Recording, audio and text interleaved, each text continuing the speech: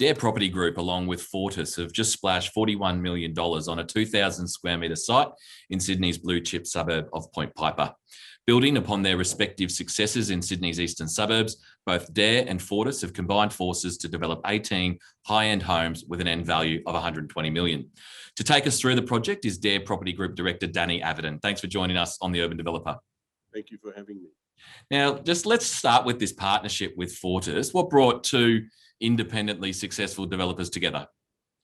Firstly, there's a very deep and great friendship between Charles Melick, a director of Fortis, and myself. That's a very good start. We share very similar passions about creating amazing homes, buildings, opportunities, and we take great pride in that. So we have a lot of similar passions.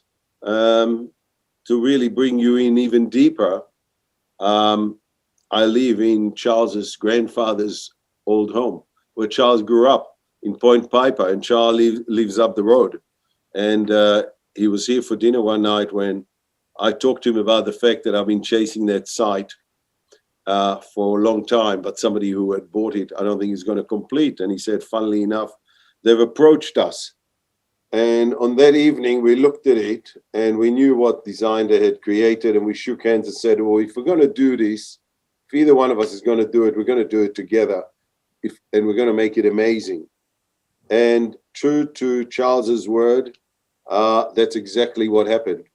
So we bought the site. It was not easy. It was a very difficult purchase because there were two components to the site. There was a great vendor on the one side, and there were 5 individual owners who were challenging on the other, but we overcame it despite all difficulties, and we got it. So we're very, very excited. I think it's every developer's dream to create something iconic, and we're really about creating the gateway to Point Piper, creating a dream that hasn't been before, where we're not only going to rely on where we are, but in what and who we are. And so we wanted to go about creating individual homes. We're probably going to end up with 20 of them. You've had plenty of successes in the eastern suburbs of Sydney, among other places, and Piper House is a step up, both in terms of scale and in offering. Just take us through what the actual vision for the development is. The vision is to create something beyond what I have typically created, although I've had the opportunity, as has Fortis, to build some amazing apartments. This is a one-off opportunity where you've got the scale, you've got the position, and we both share the desire to create something that goes above and beyond the expected.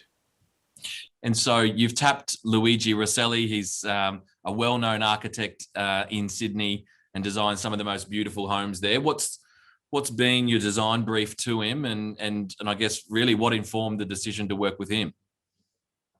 Luigi keeps reinventing himself. He's very up to the minute, and yet he's a classic Milanese-based architect with enormous skills. He's created grand homes, and I wanted that grand, large proportions, well-sized homes created in this site. I couldn't think of someone who better than Luigi. And what sort of aesthetic or what sort of inspiration are you taking from the Point Piper area, the natural surrounds, and then the views to inform Luigi and ultimately inspire him? It's more about catering for who we believe our purchasers will be and what they would want. And I think what they would want is great grand homes that are not just relying on their address, which is a great address, but also going to stand up for themselves in terms of the finishes, the scale, the security, right down to the concierge spoil and everything else you can possibly imagine. Now, you mentioned the site, and I understand you've paid about $40 million for it, which equates to about $2 million per unit. How did you get comfortable with the land price? Did it keep you up at night, or are you pretty confident that you're on the money and it's rare? Not at all. Look, I'm used to being questioned about prices and what I've paid. I remember when I purchased Favreau Street for $18 million, people thought I was mad, and later on They told me it would have been cheap at 24 million. No, not at all. I think it's a fair price for a great site, and it's definitely within the proportion of the developments and what we expect to reach. We're very comfortable with that. And so you mentioned sort of 18 to 20 homes of a boutique scale, but with grand sizing. So talk us through what kind of mix and how grand and how big these things are.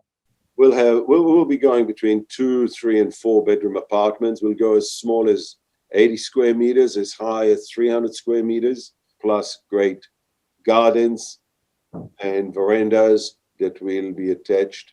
So no, there'll be a great proportion and sizes. We're not building boxes, so to speak.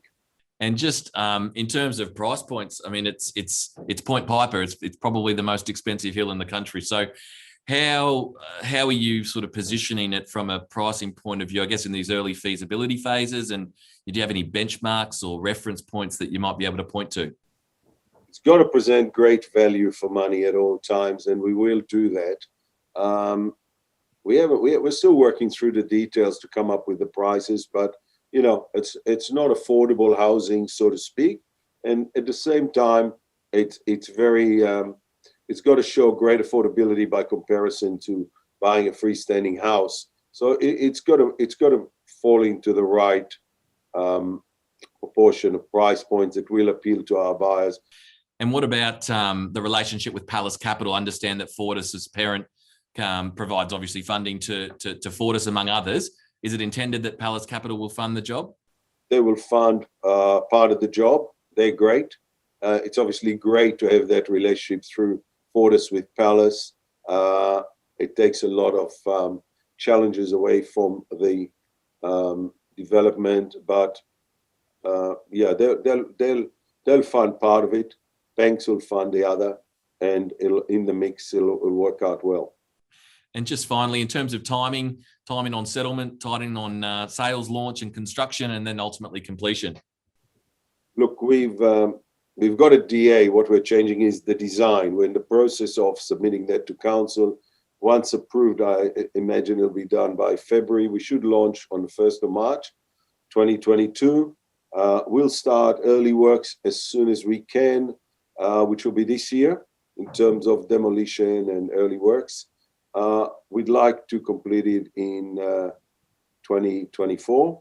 It will be completed in 2024, if not earlier, but early 2024. We've got a great program put to bed already, and we're following it. And just about all of the liquidity in the market, and I guess the value of homes in inner Sydney and the eastern suburbs, I mean, obviously plays right into your lap in terms of developing a boutique scale apartment building. But, when do you think, and what, if anything, do you think will slow down Sydney's housing, particularly in these blue chip locations? I think with what's expected, when our borders open, we're going to have so much high net individuals immigrating to Australia. We are the place everybody wants to be in, and if they want to be in Sydney, they're going to be wanting to be in the eastern suburbs. So between the expats and the whole flux of new immigrants coming onshore, high net individuals, I think we're just at the beginning of the cycle. I think we've got a couple of years to go before we can question how far.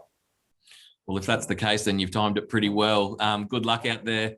Good luck out there, Danny. We look forward to seeing some of the designs in due course and wish you all the very best. Thanks for your time. Thanks for having me.